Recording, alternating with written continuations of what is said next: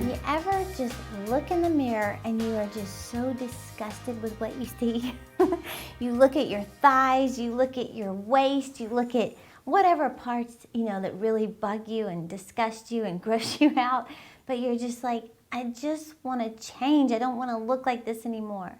Well, I know in the past, years ago, whenever I would get my New Year's goals out and my dreams, for what I want to accomplish this year, I would always write that I want to lose weight, get in shape, or tone up, or whatever it is.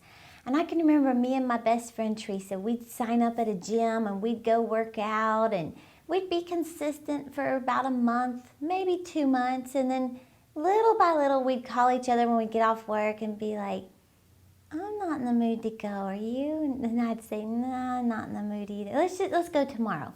So we'd put it off. And then that would become more and more frequent. And then it got to where we wasted that gym membership because we only used it like 2 months out of the full, 36 months you sign up. And then one time we got all excited about water aerobics.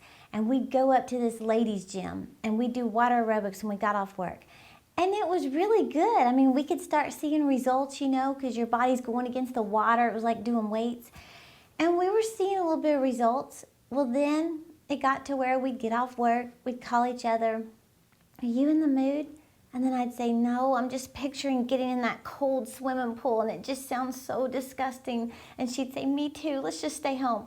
And then the next night, let's stay home again, we'll work out tomorrow. And then it would get more and more frequent to where then we're not even going at all.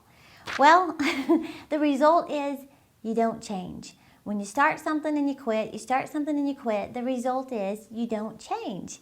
And I did that for so long, or I would lose weight just for an event, like summer vacation, and then gain it back. Well, James actually says a double-minded man is unstable in all his ways. Well, most of us, we know what to do to get the results we want to get. It's just a matter of doing it. And they say that's the biggest gap, the knowing, doing gap. You know what to do, but you just don't do it. And the reason why is because it spells P-A-I-N. It spells pain.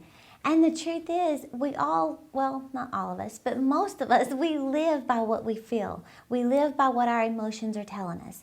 If we don't feel like working out, we don't. And we'll say, I'm just not in the mood. I don't feel like it. Or I don't feel like reading the Bible tonight. I just want to sit home and watch The Bachelor. Or I don't feel like praising God right now. I just want to go to sleep. I don't want to deal with all this. I just want to sleep. Or, I don't feel like eating a salad. I want nachos. But we live by what we feel most of the time. And the truth is, if we let our feelings be the determining factor for our decisions, we're going to stay miserable. We're not going to get the results we want to get. And Satan hopes that we live by our feelings. He wants your feelings to make the decisions in your life. You think about how many times you let your feelings decide for you. I don't feel like saving money, I want that dress. I don't feel like, whatever it is, I don't feel like getting out of this relationship that maybe God wants me out of because I feel a connection with Him. Feelings can keep you in bondage. In fact, Watchman Nee said that emotions are the believer's number one enemy. He believed that emotions and feelings were the believer's number one enemy because the truth is your feelings and your emotions will lie to you. They will. First time I heard somebody say that, I thought, how can that be? Because I feel this. Isn't that the truth? But it's not. Your feelings will lie to you. Your feelings will keep you in a relationship that maybe God is telling you, get out of that relationship. But because of your emotions that are tied to that, your feelings are so strong, you'll stay in an ungodly situation. So in order to overcome that, to get free from bondage, whether it's with your weight, whether it's with spending money, whether it's in a relationship, whatever it is, it's going to require going beyond how you feel. And I told you, it spells pain. It's not easy. It is hard. But the truth is, you're miserable when you're disobeying God. You're miserable when you're living by your feelings all the time and you're not seeing any results in your life. You're miserable. So you might as well get the pain over with that it's going to take to start going towards this goal you want to accomplish, because then you're going to be happy. They say a wise person does today what they're going to be happy with later on. And later on always comes. Eventually, later on shows up. So I want to challenge you to make a decision to stop letting your feelings make the decisions in your life. And I want you to be conscious of it. Start listening to yourself. How many times do you say you're going to do something, but then you allow your feelings to change that decision? How many times do you say, I'm going to work out, and then you allow your feelings to say, I'm so not in the mood to do that right now? I want you to get into a habit of saying, feelings, flesh, you are not making the decision in my life. I'm going to do what I said I'm going to do. In 2001 was when I finally got a hold of this. And I stopped letting my feelings determine, where workout is concerned. And I just made a decision. I started with a 21-day habit, a 21-day goal. I said, for the next 21 days, I'm going to make myself go for a walk, whether it was 15 minutes, 30 minutes, an hour, whatever.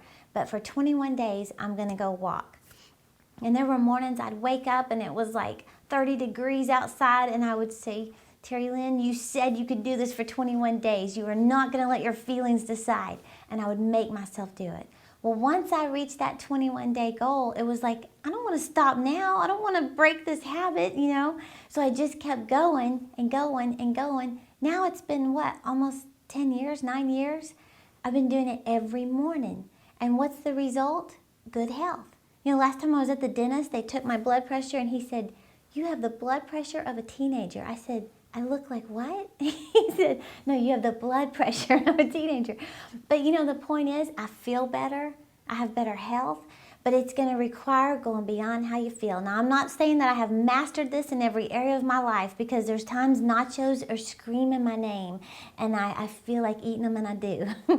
But you have to make that decision. And I really want you this year to go over the top. Whatever you did last year, go beyond that this year.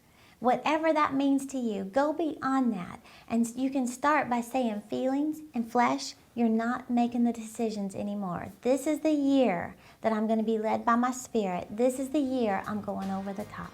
So thank you for watching this week, and I will see you next time.